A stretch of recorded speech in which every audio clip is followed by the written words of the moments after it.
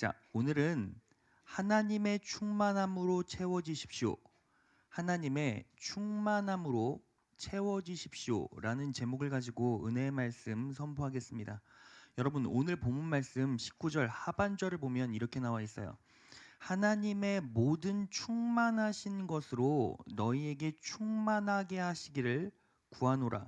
여기서 충만이라는 말은 헬라어로 플레로마라고 하는데 채워진 것이라는 의미예요. 그러니까 하나님의 채워진 것으로 너희도 채워지기를 간구하노라 이 뜻인 거예요. 자, 그러면 여기서 제가 질문을 하나 던져볼까요? 여러분, 하나님은 무엇으로 채워져 있습니까? 하나님은 무엇으로 채워지신 분이시죠? 네, 하나님은요 선하심으로 채워지신 분이에요. 시편 119편으로 갑니다. 주는 선하사 선을 행하시오니. 주는 선하시대요. 그러니까 하나님의 신적 성격, 속성이 뭐예요? 선하심이라는 거죠. 자, 그러면 하나님은 선하심으로 채워졌는데 그 선하심이 뭡니까? 이 선하심은 히브리어로 토부, 좋은 거예요. 좋은 거. 자, 그러면 질병보다 좋은 게 뭐예요? 건강이죠. 불통보다 좋은 게 뭡니까? 형통입니다. 패배보다 좋은 게 뭐예요? 승리죠. 저주보다 좋은 게 뭐예요? 축복이에요. 그러니까 하나님은 무엇으로 채워져 계십니까?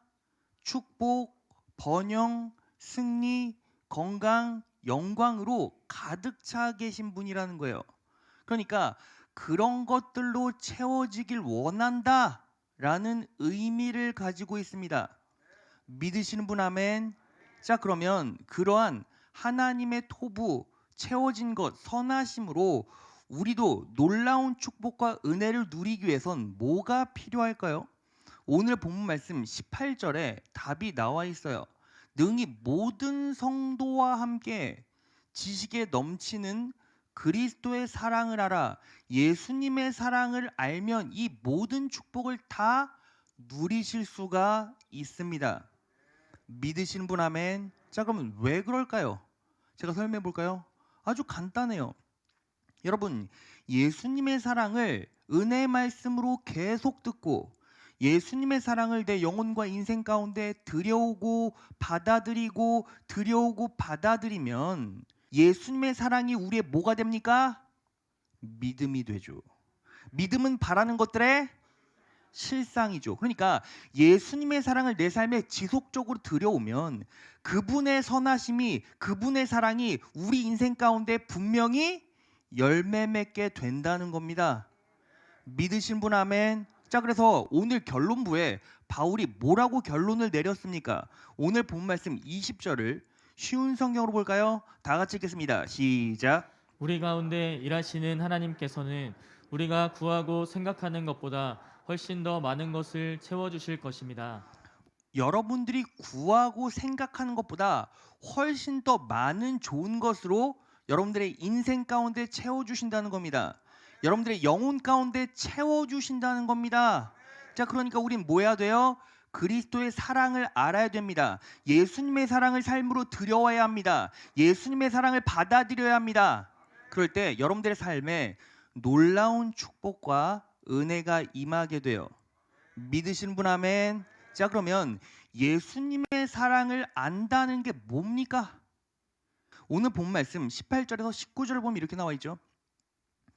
능히 모든 성도와 함께 지식에 넘치는 그리스도의 사랑을 알아 그 넓이와 길이와 높이와 깊이가 어떠함을 깨달아. 그러니까 예수님의 사랑의 넓이와 길이와 높이와 깊이를 깨달으면 되겠네요. 바꿔 말하면 예수님의 넓이의 사랑, 예수님의 길이의 사랑, 예수님의 높이의 사랑, 깊이의 사랑을 온전히 깨닫고 삶으로 들여오면 결국 여러분들이 구하고 생각하는 것보다 훨씬 더 놀라운 축복과 은혜, 능력을 힘입어 살 수 있게 된다는 겁니다.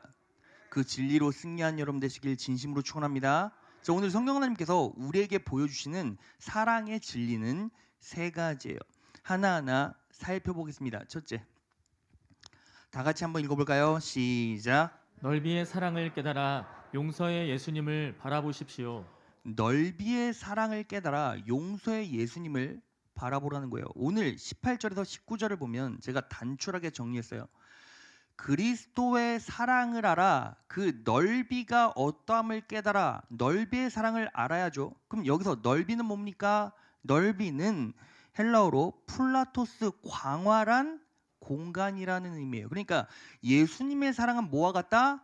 광활한 공간과 같다는 거예요. 자, 예수님의 사랑이 광활한 공간 같다는 게 뭡니까?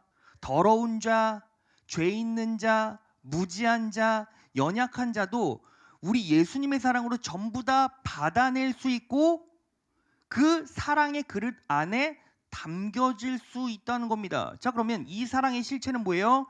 용서의 예수님을 말하죠. 예수님께서 십자가에 못 박혀 돌아가심으로 여러분들의 죄악은 전부 다 사해졌습니다. 여러분들의 죄는 깨끗하게 씻음 받았습니다. 이제 여러분들은 죄가 없습니다. 믿으시는 분 아멘. 자, 제가 이렇게 얘기를 하면 성도님들이 항상 이런 질문을 해요. 목사님, 예수를 믿어도 죄 지으면 그리고 그 죄를 회개하지 않으면 구원받지 못하는 것 아닙니까? 라고 질문하는 성도들이 항상 있죠. 자, 그럼 여기서 우리가 본질적인 복음을 잘 정리해야 돼요. 그렇지 않으면 이단에 빠지게 됩니다. 자, 제가요 결론부터 얘기를 하면 예수님을 믿은 후에 죄 짓고 회개하지 않으면 지옥 갑니까? 한마디로 정리하면 지옥 가지 않아요. 여러분 잘 생각해 보세요. 예수를 믿은 후에 죄를 졌는데 회개하지 않으면 구원받지 못합니다 라는 논리는 뭐가 잘못된 거죠? 내가 회개하면 천국 가고 내가 회개하지 못하면 지옥 간다. 인간의 의지가 천국과 지옥을 가른다라는 논리가 성립이 돼요. 여러분, 예수를 믿고 죄를 짓고 회개하지 않아서 지옥 간다는 건 지금 어떤 사고방식, 어떤 원리에 빠져 있는 거예요? 율법의 사고방식, 율법의 원리에 빠져 있는 거예요. 자, 왠지 제가 설명해 볼게요. 여러분, 구약 시대는 하나님의 백성, 하나님의 자녀라도 죄 짓고 죄가 해결되지 않으면 지옥 갔어요. 그래서 어떻게 그 죄를 해결했습니까? 황소나 염소, 양 같은 것들을 제물로 바치면서 속죄 제사를 드렸죠.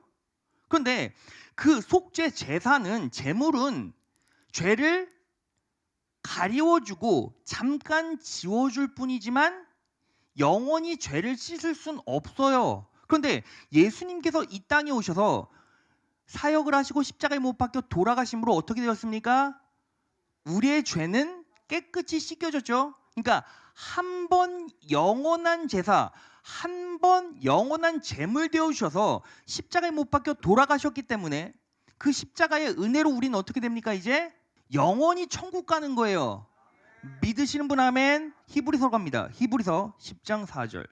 이는 황소와 염소의 피가 능히 죄를 없이 하지 못함이라. 죄를 없이 하지 못하죠. 그런데 오직 그리스도는 죄를 위하여 한 번에 영원한 제사를 드리시고 십자가에 못 박혀 돌아가시고 하나님 우편에 앉으사라고 나와 있어요. 한 번의 영원한 제사로 단번의 십자가의 사건으로 우리의 죄는 깨끗하게 씻겨졌습니다. 믿으십니까? 그리고 예수님은 지금 어디 계세요? 하나님의 우편에 앉아 계세요. 자, 근데 하나님의 우편에 앉아서 뭐 하십니까? 히브리서 7장으로 갑니다. 히브리서 7장 25절. 영원히 살아계신 예수께서는 하나님의 우편에 앉아 사람들의 죄를 짊어지려고 자신이 피를 흘렸다는 사실을 하나님께 회상시켜드리고 계시기 때문에 자신을 통해서 하나님께로 다가오는 사람들을 완전히 구원하실 수 있습니다. 믿으시는 분 아멘. 사람들의 죄를 짊어지려고 자신이 피를 흘렸다는 사실을 하나님께 지금 뭐하고 계세요? 회상시켜드리고 계시기 때문에 자신을 통해 하나님께로 다가오는 사람들을 완전히 구원하실 수 있는 거죠. 그래서 예수를 믿으면 구원받습니다. 예수를 믿으면 100% 구원받습니다. 그러면 회개할 필요가 없습니까? 자, 회개할 필요가 없다는 건 이단이에요. 그러면 회개할 필요가 있습니까? 당연히 회개해야죠. 죄 고백하고 자백해야죠. 왜요? 여러분, 죄의 삭은 사망이죠. 우리가 죄를 짓고 회개하지 않으면 결국 어떻게 됩니까? 사망으로 가게 돼요. 사망과 방불한 고통을 겪게 됩니다. 그래서 여러분 정확하게 인식하셔야 돼요. 내가 예수를 믿으면 궁극적 택자는 구원이죠. 그런데 예수를 믿은 후에 죄를 지으면 죄의 삭은 사망이기 때문에 그리스도인이라도 죄를 지으면 따박따박 어떻게 됩니까?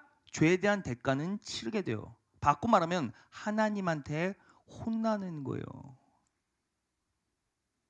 자, 그러면 우리가 내가 삶을 살아가면서 내가 하는 행동과 생각과 내가 했던, 내가 선포했던, 내가 얘기했던, 내가 행동했던 모든 것들이 죄인지 아닌지를 어떻게 알 수 있죠? 그래서 예수님께서 부활 승천하신 후에 우리에게 누구를 보내주셨어요?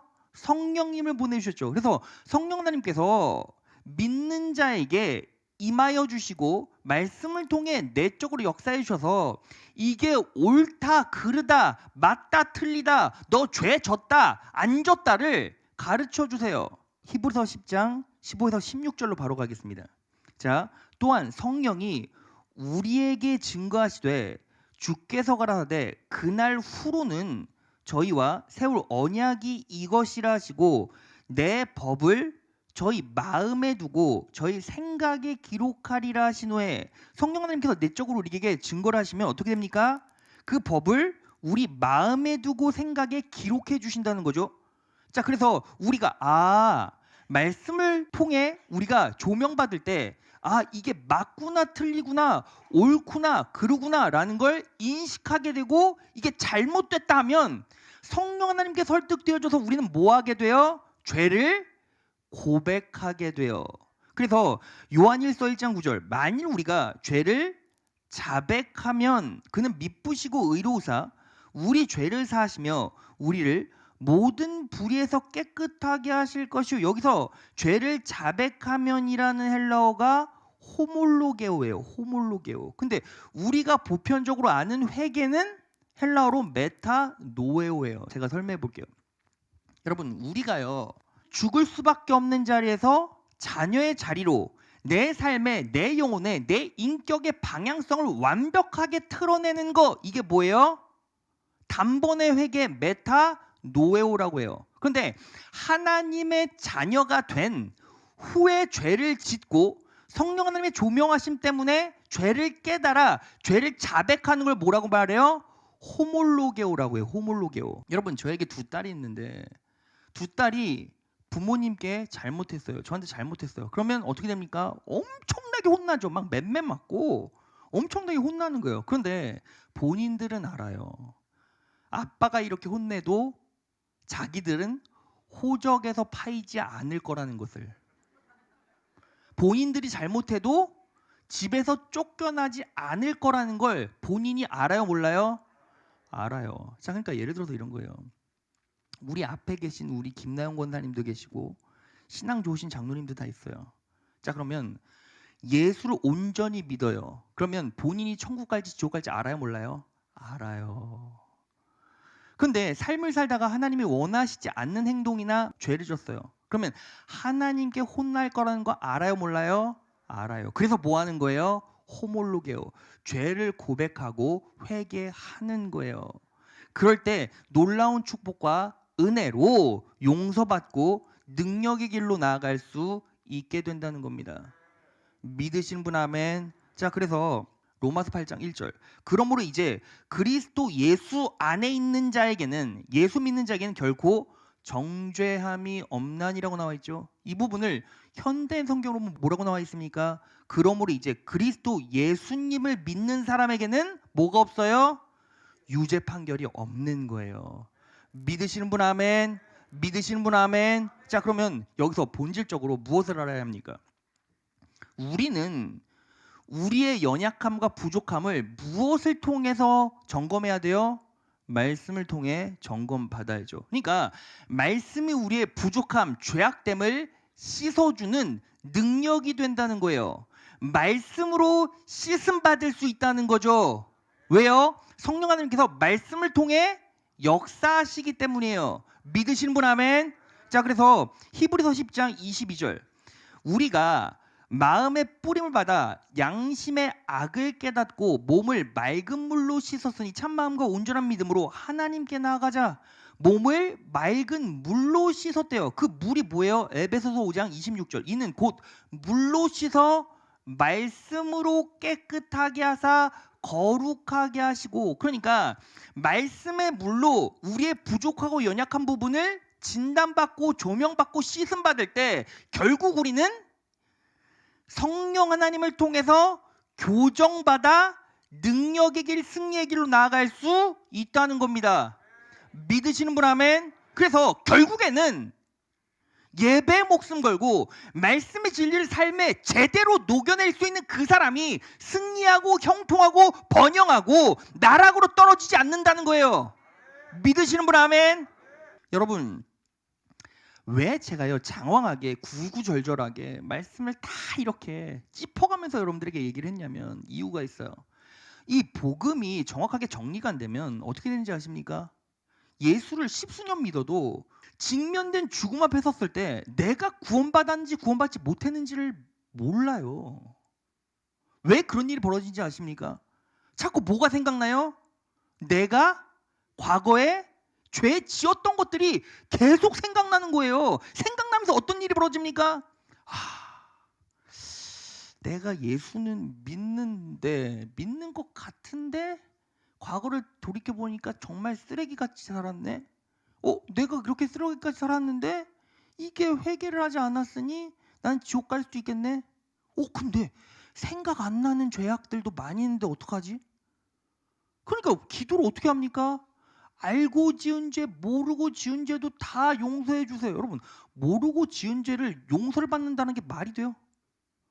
제가 예은아, 뭐 잘못했어? 모르겠는데요. 잘못했어요. 뭘 잘못했는데? 모르겠는데요. 잘못했어요. 그러면 이게 용서를 할 수가 있는 겁니까? 없는 거예요, 없는 거. 여러분, 그래서 계속 어떻게 합니까? 말씀으로, 성령 하나님의 조명으로 내 자아를 점검하고 말씀으로 이 나의 연약한 부분을 벗겨내고, 그리고 연약한 부분을 고백했을 때, 하나님께 회개했을 때 하나님께서 어떻게 해요? 죄 삭은 사망이요, 사망의 길로 가지 않게 하시고 초월적인 능력으로 형통의 길, 번영의 길로 가게 하신다는 거예요. 직면된 죽음 앞에서 내가 십수년, 20년, 30년, 40년 신앙생활 했지만 내가 구원받았는지 구원받지 못했는지도 모르고 계속 무엇에 살아요? 죄책감에서 수치심을 갖고 산다면 이건 뭐예요? 복음을 제대로 알지도 못한 거고 사단의 역사에 놀아나는 거예요. 여러분, 사단의 역사, 사단이 계속 뭐를 주는지 아십니까? 수치심과 죄책감을 줘요.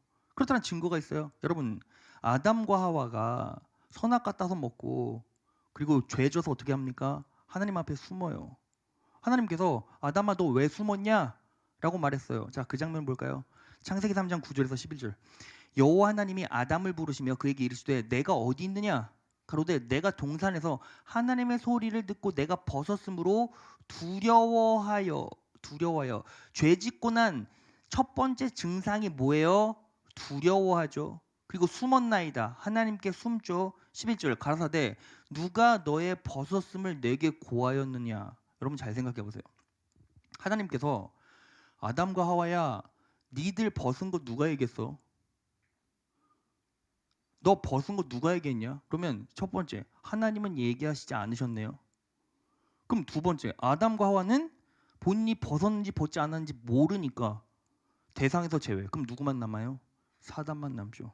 자, 그러면 이 수치심을요, 야 너네 뻘개 벗어서 누가 말한 거예요? 사단이 말했다고요. 여러분, 결국 죄에 빠지면 첫 번째 죽음의 두려움에 빠지죠. 나 죽을지도 몰라. 나 이러다 저주받아 끝장날지도 몰라. 두 번째, 그래서 죄책감 때문에 하나님 앞에 서지 못하죠. 그리고 계속 죄가 반복되면 수치심을 느끼죠. 그거 누가 역사하는 거예요? 사단이 역사하는 거라고요. 사단은 그래서 죄책감을 주고 수치심을 계속 주고 자존감을 낮게 해요. 여러분들은 예수를 믿고 있어요. 예수 믿으시는 분 아멘. 언제나 믿음은 행함이 따라요. 그럼 여러분들은 예수를 믿어 행해서 이 자리에 왔어요. 그러면 여러분들의 믿음이 최소한 가짜가 아니라는 건 증명됐네요. 자, 그러면 예수 여러분들이 지금 머리로 마음으로 나는 예수를 믿고 있고 그분을 의지하고 있고 말씀의 능력으로 살기를 원해. 성령 하나님께서 내적으로 내 마음 가운데 조명해 주셨을 때 나의 부족함을, 나의 연약함을, 나의 죄성을 토로하고 하나님 앞에 회개할 수 있어. 그리고 나는 그분과의 관계를 회복해서 능력의 길로 나아갈 수 있어. 승리의 길로 나아갈 수 있어. 형통의 길로 나아갈 수 있어. 믿으신 분 아멘. 지금 아멘 하신 분은 지금 죽어도 천국 갑니다. 믿으시는 분 아멘. 여러분, 그런 믿음이 없으면 직면된 죽음 앞에서 두려워서 어떻게 삽니까? 무서워서 어떻게 삽니까? 여러분, 저는요, 그래서 하나님 앞에 죄 지으면 혼날까봐 두렵지 죽어서 지옥 갈까봐 두렵진 않아요.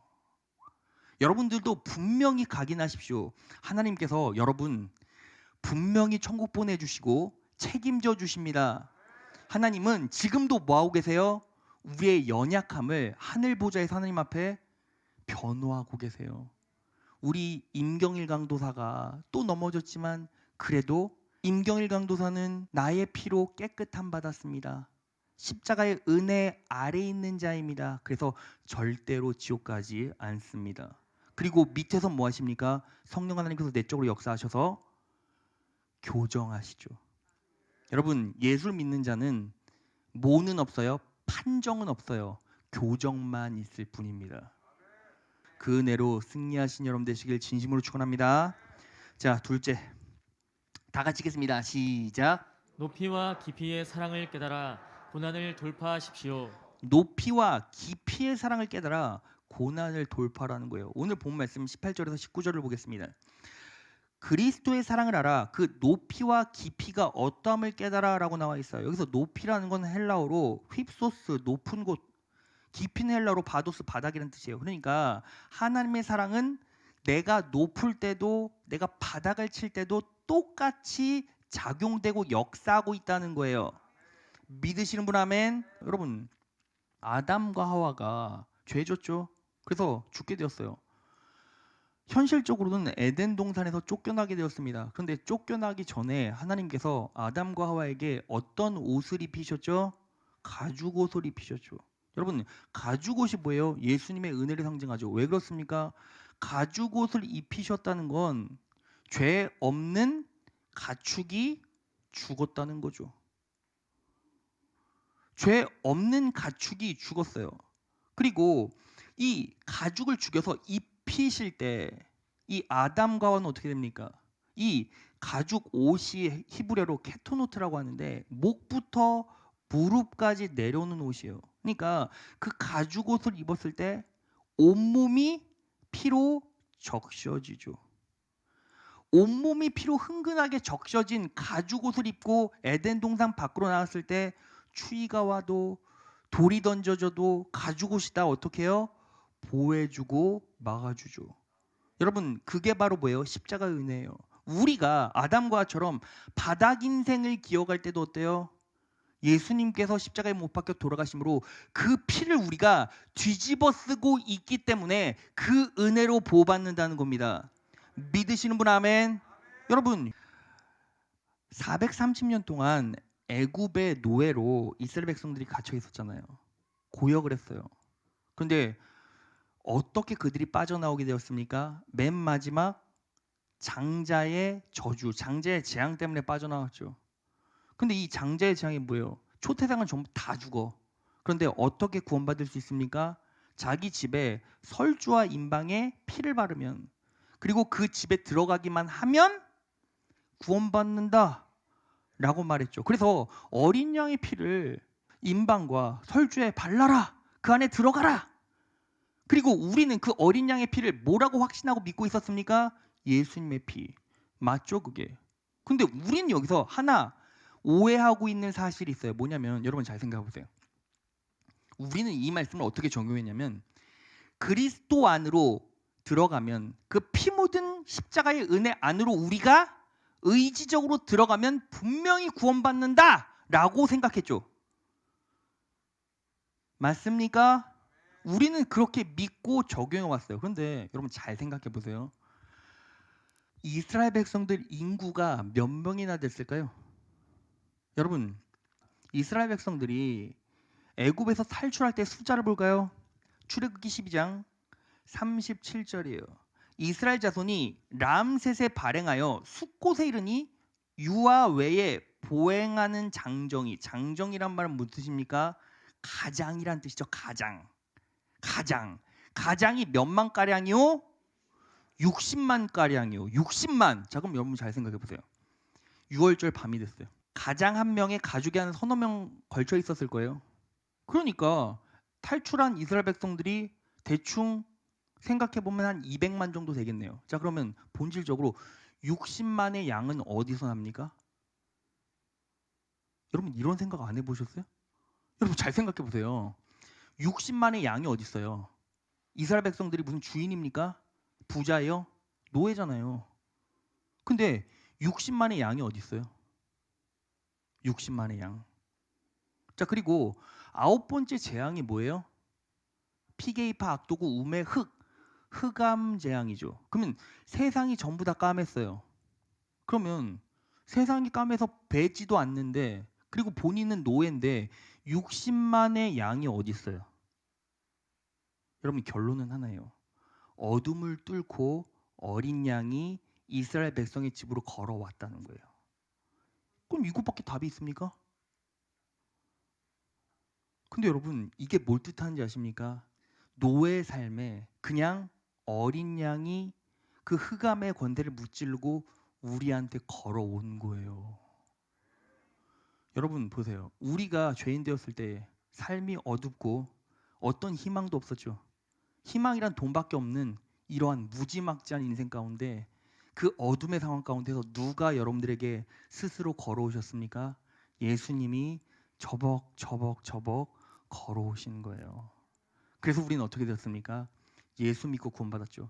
우리가 세상에 노예되었을 때도 종살이 했을 때도 예수님께서 어둠을 뚫고 우리에게 걸어오셨고 그분이 스스로 십자가에 못 박혀 돌아가셨기 때문에 우리가 구원받아 승리의 길, 능력의 길로 가게 되었다는 겁니다.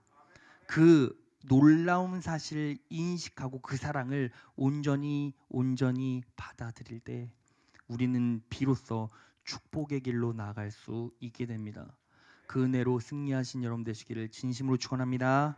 자, 마지막 셋째. 다 같이 읽겠습니다. 시작. 길이의 사랑을 깨달아 완수된 일을 보고 안심하십시오. 길이의 사랑을 깨달아 완수된 일을 보고 안심하라는 거예요. 오늘 본 말씀 18절에서 19절을 보면 그리스도의 사랑을 알아 그 길이가 어떠함을 깨달아라고 나와 있죠. 여기서 길이란 헬라어로 메코스, 시간의 길이에요. 시간의 길이. 그러니까 하나님의 사랑은 시간을 초월한 사랑이다. 바꿔 말하면 시간 속에서 이미 완성된 사랑이라는 거예요. 여러분, 우리는 시간 속에서 살아가고 있기 때문에 시간의 흐름을 타고 그리고 미래의 시간을 향해 나아가고 있죠.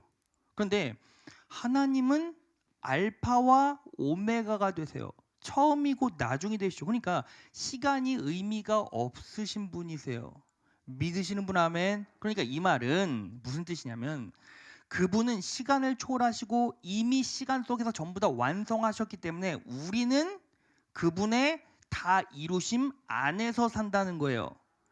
믿으시는 분 아멘. 그럼 어떻게 할 수 있습니까? 예수님께서 십자가에 못 박혀 돌아가실 때 뭐라고 말씀하셨죠? 요한복음 19장 30절.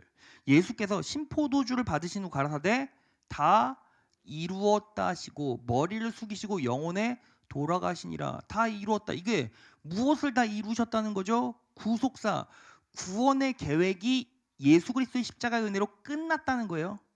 믿으시는 분 아멘. 그러니까 구속의 계획이 전부 다 끝났다는 겁니다. 그런데 요한계시록에 보면 뭐라고 나와 있습니까? 계시록 16장 17절. 일곱 천사가 대접을 공중에 쏟자 성전 보좌에서 다 마쳤다는 큰 음성이 울려 나왔습니다.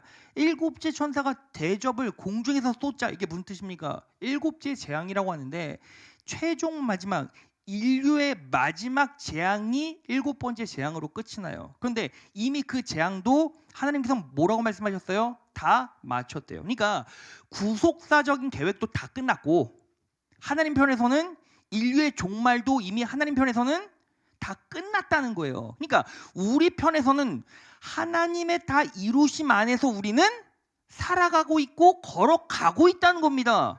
믿으신 분 아멘? 우리는 시간을 향해 나아가고 있지만 하나님은 시간도 필요 없고 다 필요 없어요. 왜요? 하나님이 시간 그 자체시고 하나님이 영원 그 자체시고 하나님이 시작과 끝이 되시니까, 그러니까 그분의 계획 안에 그분의 다 이루심 안에 우리가 계획되어 있기 때문에 예수님께서 다 이루셨기 때문에 여러분들이 구원받아 이 자리에 있다는 거고 하나님께서 이미 종말의 때까지 전부 다 계획하시고 전부 다 끝내셨어요. 그럼 우리는 지금 어디 아래 있습니까? 그분의 다 이루심 안에 있다는 거죠. 그분의 다 이루심 안에 있다는 걸 믿음으로 들여오는 순간 우리는 뭐 할 수 있어요? 안심할 수 있죠. 왜요? 여러분들의 인생은 처절하게 끝나지 않을 테니까요. 여러분들은 절대로 아픔은 있을지 몰라도 영원한 패배는 없을 거니까요. 하나님께서 여러분들의 인생 가운데 놀랍게 기름 부어주시고 역사해 주셔서 여러분들의 실수도 여러분들의 연약함도 다 하나님께서 사용하셔서 결국에는 선하게 인도해 가시고 빚어 가신다는 겁니다. 그 이루심 안에 우리가 분명히 있다는 걸 인지하고 인식하고 믿음으로 받아들이면 나는 뭐 할 수 있어요? 안식할 수 있는 거예요. 믿으시는 분 아멘? 여러분, 코로나 터졌을 때요, 여러분들이 5명 앉혀놓고 설교하는 담임 목사의 마음을 아십니까? 여러분들은 집에서 유튜브로 막 영상 보고 있으니까 어휴 우리 목사님 얼굴도 빵빵하게 나오시네 뭐 이렇게 생각하실 수 있지만 앞에 5명 있고, 여러분 성도들이 없는 상황 가운데서 마이크 들고 죽도록 찬양하는 임경일 강도사 불쌍하지 않습니까? 저는요 일견 사단이 주는 염려와 불안감이 있지 않겠습니까? 그런데 우리 예수님을 온전히 의지하였고 그분이 역사하실 때 우리 공동체는 보여지는 것이 본질이 아니라 보여지는 건 허상이고 결국 하나님께서 이루어 주시는 선하심이 진짜다. 그거 의지하고 가니까 어때요? 그냥 마음이 사실은 텅 비었으니까 찝찝은 하죠. 근데 마음이 막 염려되거나 불안하진 않았어요. 막 부들부들 떨면서 손가락이 부들부들 떨리면서 우리 교회 어떡하지? 아유 담임 목사 바뀌고 나서 성도 5명 남았다는 소문이 들면 나는 어떻게 될까? 나는 쫓겨날까? 난 살해도 못 받아서 우리 예은이 채은이는 굶어 죽을까? 우리 가정은 어떻게 되겠지? 막 이런 생각하고 걱정합니까? 여러분 저는요 단 한순간도 그런 적이 없어요. 그냥 뭐 하면 됩니까? 하나님께서 결국 다 이루셨고 우리는 그분의 이루심 안에 있으니까 그분의 선하심 안에 있으니까 우리는 우리 할 일 집중해서 하면 그분이 읽어가시는 거예요. 그래서 성도들이 5명 나오던 30명 나오던 사역자는 뭐 한 겁니까? 그냥 우리 일에 집중하자, 이게 끝이에요. 그럼 누가 읽어가십니까? 하나님께서 읽어가시죠. 여러분 제가요 어렸을 때를 회상해보면 참 마음이 아팠어요. 원로 목사님이요 일주일에 적을 때는 2-3군데 많을 때는 막 5-6군데씩 집회를 가시거든요. 그러니까 항상 원로 목사님 아버지를 뵙는 게 어땠냐면 토요일 날 한 번. 여러분 저는요 세상에서 아버지가 제일 무서웠어요. 왜냐면 다 무서워하니까. 그리고 별로 만난 적도 없어요. 실제로요. 왠지 아십니까? 여러분 월요일에 가셔서 토요일 날 오셨다는 건 1년에 거의 이틀 정도? 그러면 1년에 100일 보는 거예요. 100일. 1년에 100일도 못 볼 때도 허다고요. 왜냐면 외국 집회 가시면 1-2달 동안 집회 가셨으니까. 그러면 1년에 한 5-60번? 근데 밤늦게 오시면 밥은 같이 못 먹죠. 저는요 그래서 원로 목사님이랑 원로 목사님 평생 목회하시면서 저는요 원로 목사님이랑 목욕탕을 손에 셌어요. 가본 적이. 밥 먹은 적도 손에 셌어요. 근데 저는 그런데 원로 목사님은 어떠셨을까요? 가장인데 하나님의 사명은 있고 그리스도의 복음을 들고 가야 되니까 자식들은 유기되고 본인은 어떠셨을까요? 근데 무엇이 원로 목사님을 지탱했겠습니까? 십자가의 은혜밖에 없죠. 그럼 여러분 제 어머니 입장에서 한번 생각해 보세요. 여러분 저야 원로 목사님 그냥 일주일에 한 번 보면 되지만 아내는 남편과 살을 섞고 사는데 평생을 거의 생과부처럼 살았어요. 그런데 원로 목사님이 사례비 따박따박 받으셔서 집에 갖다 주신 것도 아니고 지금 이제서야 그냥 정직하게 다 말하지만 실제로 너무 힘들었어요. 왜냐면 집회 갔다 오시면 사례비 엄청나게 많이 받으셔도 전부 다 건축헌금 하시고 우리 교회가 항상 개척했고 다음 교 올라왔고 또 다음 교 올라왔고 기도원 올라왔고 막 이랬잖아요. 그러니까 평생 건축헌금 하시면 어머니가 아이 자식 저랑 누나 키우느라고 죽도록 고생하셨죠. 개척교회 사모님들 사역하셨잖아요. 여러분 그래서요 제가 어머니한테 이런 간증 들었어요. 굶어 죽게 생겨서 바깥에서 안쪽 문을 잠가 놓고 하나님 저 이러다가 죽을 수도 있고 내 자식 굶어 죽이느니 차라리 밖에 가서 전도하다 죽겠습니다 하고 아이들을 방 안에다가 자니까 새벽에 바깥에서 문 잠가 놓고 밖에 서 나가서 전도했대요. 그러다가 자매 한두 명씩 전도해서 시작된 모임이 응답선교예요. 그분들이 전도사들이랑 결혼해서 목사 되고 그리고 목산수 받고 교회를 꾸리니까 개척교회 공동체가 되는 거예요. 그러면 어머니의 마음은 어떠셨을까요? 무엇 때문에 버틸 수 있으셨을까요? 예수님의 십자가의 은혜 아니겠습니까? 여러분 저는 어땠을까요? 누나는 어땠을까요?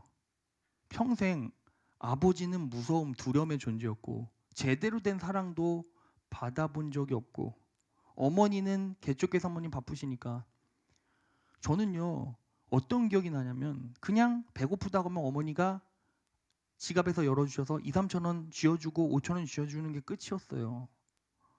물론 지금이야 다 알죠 왜 그러셨는지. 근데 그때 초등학생 이호셉의 마음은 어땠겠냐고요. 근데 저를 바꾼 것도 뭐예요? 십자가의 은혜였어요. 예수님의 십자가의 은혜를 깨닫고 나니까 아버지 어머니가 다 이해되는 거예요.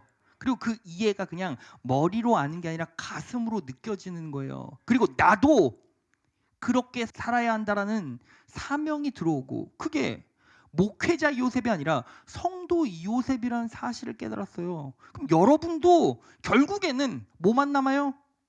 예수님의 은혜만 남게 돼 있고 그 은혜가 여러분들을 지탱해 갈 거란 말이죠. 믿으시는 분 아멘. 그래서 여러분 가정이 해체될 위기가 있고 고부간의 갈등, 부부간의 갈등, 어떤 혼잡하고 어떤 이상한 관계 때문에 무너지고 힘들다 할지라도 결국 그 사람 안에 예수님의 은혜만 흐르고 있으면 전부 다 치유되고 결국에는 승리한다는 거예요. 누구처럼요? 저처럼요. 아버지의 외로움, 아버지의 고독감도 예수님의 은혜로, 남편을 잃어야 했던 꽹가부처럼 살아왔던 우리 어머님의 인생도 예수님의 은혜로, 보잘것없는 인생으로 태어나서 부모의 사랑도 흡족하게 받지 못했지만 그럼에도 불구하고 하나님의 영광스러운 사명의 자리에 서게 된 것도 예수님의 은혜로. 그럼 여러분들은 무엇으로 사시겠냐고요. 여러분 제가요 이 말씀을 마무리하면서 성도들의 이런 질문이 생각이 났어요. 목사님, 예수님의 사랑을 들여오고 그분의 은혜를 믿는데 왜 삶은 저주가 있고 질병이 있고 고통이 있을까요? 근데 본질적으로 저는 답을 드릴 수 있어요. 성경으로 답할 수 있습니다. 고린도전서 11장 29에서 30절. 주의 몸을 분변치 못하고 먹고 마시는 자는 자기의 죄를 먹고 마시는 것이라. 이러므로 너희 중에 약한 자와 병든 자가 많고 잠자는 자, 죽는 자도 적지 아니하니.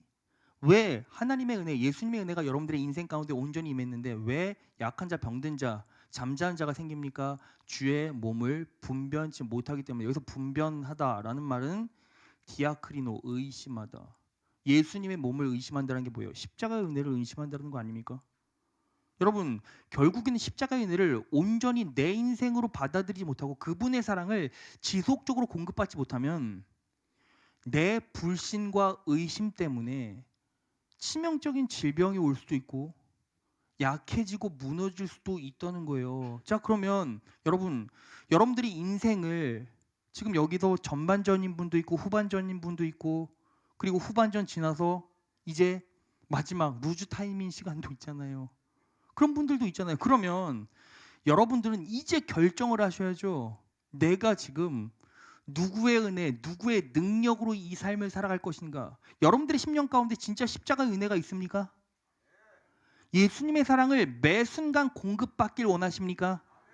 세상의 지식이 아니라, 세상의 능력이 아니라, 축구가 아니라 내 삶을 지탱하는 실질적인 동력은 예수 그리스도의 은혜밖에 없고 그 은혜, 그 예수님의 사랑을 온전히 받아들일 때 그 무한하신 넓이와 깊이와 높이와 길이를 온전히 깨달아 그분이 내 삶의 실질적인 주권자고 그분을 온전히 의지할 때, 십자가의 은혜를 의지할 때 나는 궁극적으로 천국 가고 이 땅에서도 놀라운 성령 하나님의 능력으로 승리할 수 있다.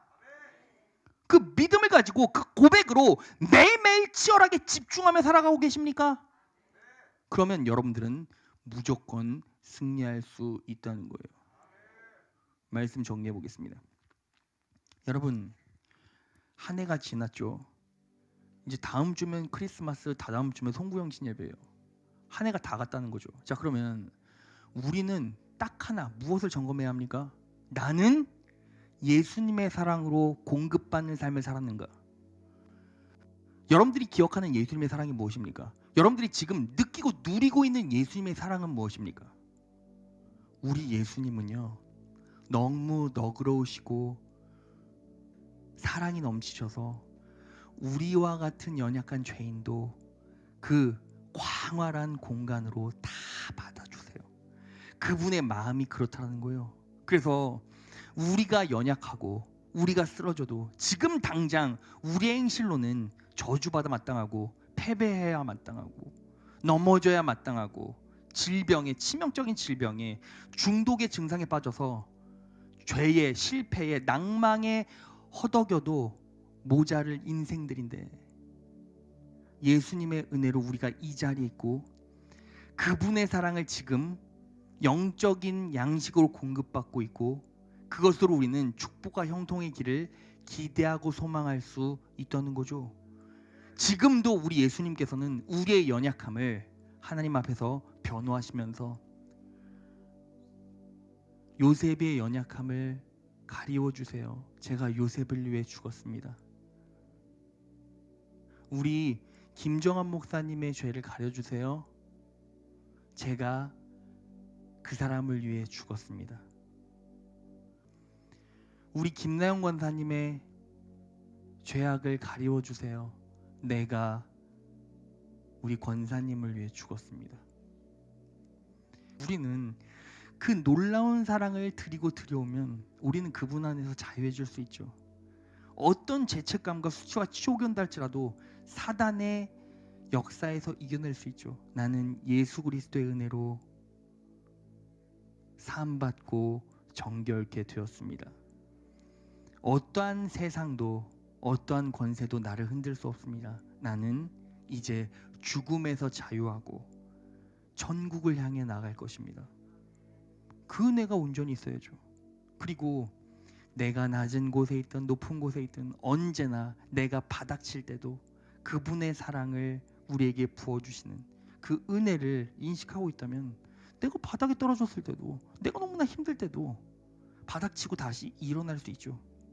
바닥치고 다시 뛰어오를 수 있죠. 7번 8번 넘어져도 다시 일어날 수 있겠죠. 왜요? 그분의 사랑이 지금도 우리의 영혼과 인생 가운데 작용되고 있으니까.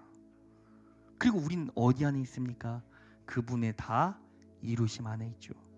여러분, 우리가 쓰러져도, 우리가 넘어져도, 우리가 부족해도 우리 예수님은 넘어지지 않으시고 부족하지 않으시고 모든 것들을 다 계획하시고 다 질서 있게 인도해 가고 계시죠. 우리는 그분의 다 이루심 안에 있습니다. 걱정하지 마시고 두려워하지 마시고 그 놀라운 은혜 예수님을 바라보십시오. 그럴 때 여러분들의 삶이 한층 더 평안하고 기쁘고 감사할 수 있을 것입니다. 그 은혜로 끝까지 하나님께서 부르시는 그날까지 승리의 길, 능력의 길 걸어가시는 귀한 자녀들 되시기를 진심으로 축원합니다.